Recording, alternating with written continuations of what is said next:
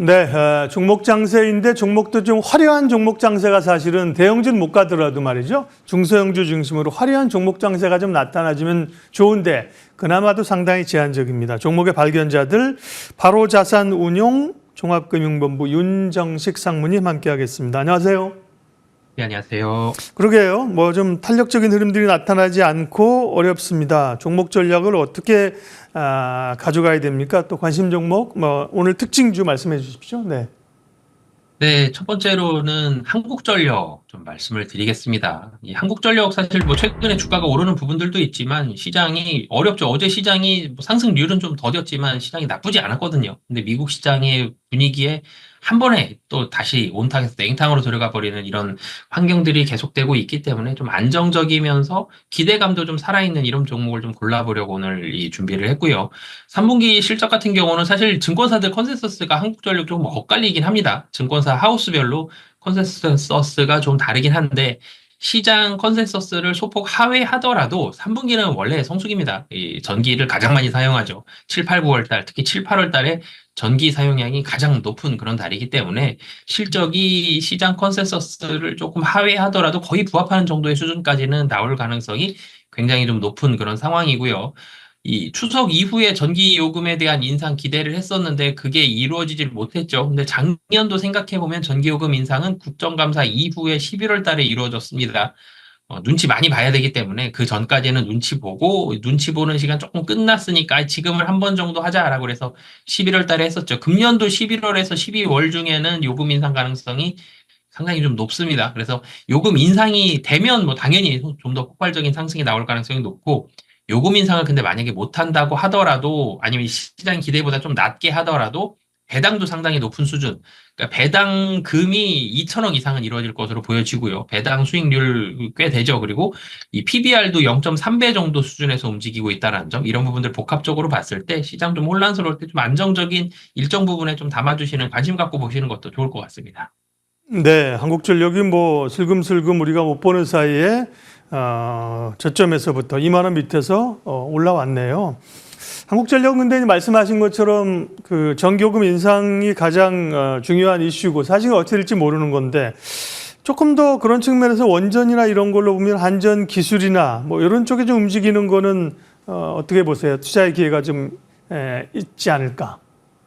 네, 사실 원전은 계속적으로 좀 확대가 되고 있죠. 그래서 이 원전까지는 뭐 지속적인 관심들 뭐 가지셔도 충분히 저도 개인적으로는 좋다라는 말씀을 드리겠고요. 근데 한국전력 같은 경우는 개인적인 의견이지만 요금 인상 가능성이 매우 좀 높다라고 봅니다. 그래서 이전 고점이 한 2만 3천 원 정도가 이전 고점인데 이 정도 고점까지는 지금 현재 요금 인상 없이도 충분히 좀 가능한 그런 상황이다라고 보여지고 인상이 된다라면 여기서도 또 한 번 좀 올라갈 수도 있다라는 점, 뭐 이런 부분들을 좀 기대하면서 한국전력 말씀드렸습니다.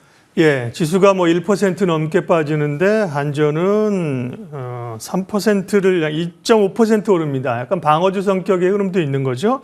다음 주목해 볼 특징주는요? 네, 클래시스 좀 말씀을 드리겠는데요. 사실 클래시스 같은 경우는 오늘 가지고 계셨던 분들은 굉장히 좀 놀라셨을 것 같습니다. 뭐 신규 상장이 되는 물량들이 우선 나왔죠. 한 150만 주 좀 넘게 나오는데 합병하면서 이 주식이 신주가 생성이 됐죠.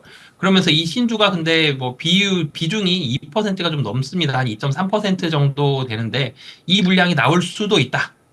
근데 사실 나올지 안 나올지는 아직 모르지만 나올 수 있는 주식 수량이 생겼다. 이 부분에 부담을 갖는 부분들도 있고, 물론 이제 회사에서는 아니다라고 부인을 했습니다. 예, 그런데 이 매각설이 나왔죠. 클래시스 회사는 굉장히 잘 되고 있습니다. 매출액 한 600억 정도 나올 것 같고요. 영업이익도 300억 원 내외로 좀 나올 걸로 보여집니다.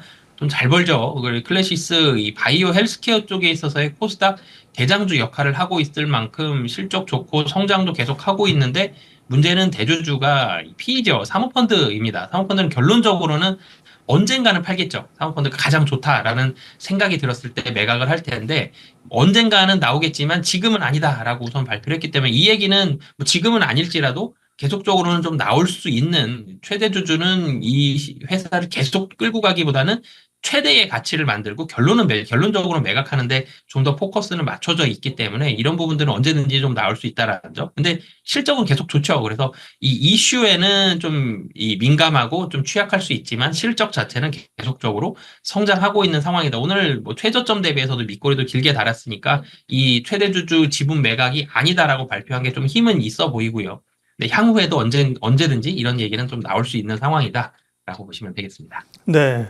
말씀하신 것처럼 최저는 13%까지 밀렸다가 지금은 9% 낙폭인데요.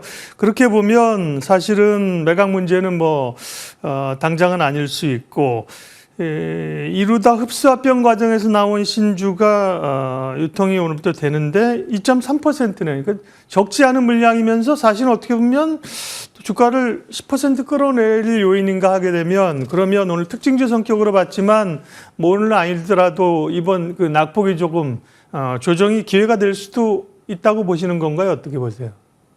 우선 150만 주가 한 번에 나올 가능성이 매우 좀 낮죠. 보통 이 정도 되면 블락딜로 좀 넘기게 되는데 미리 공시를 하고 넘기게 된다라는 점. 그리고 이 최대주주 지분 매각을 또 하게 되더라도 지금 가격보다는 훨씬 높을 겁니다. 매각 설이 나온 가격만 놓고 보더라도 7만 원대거든요. 경영권 프리미엄 받아야 되기 때문에 그런 부분들까지 본다라면 양쪽 다 봤을 때 오늘 10% 이상 하락한 건 좀 과도했죠. 그래서 지금 자리에서는 실적도 성장하고 있고 매각도 아니고 뭐 이런 부분도 있지만 과도한 하락에 있어서 저가 매력으로 해서 매수 자금들이 상당히 좀 많이 오늘은 좀 들어간 것으로 보여집니다.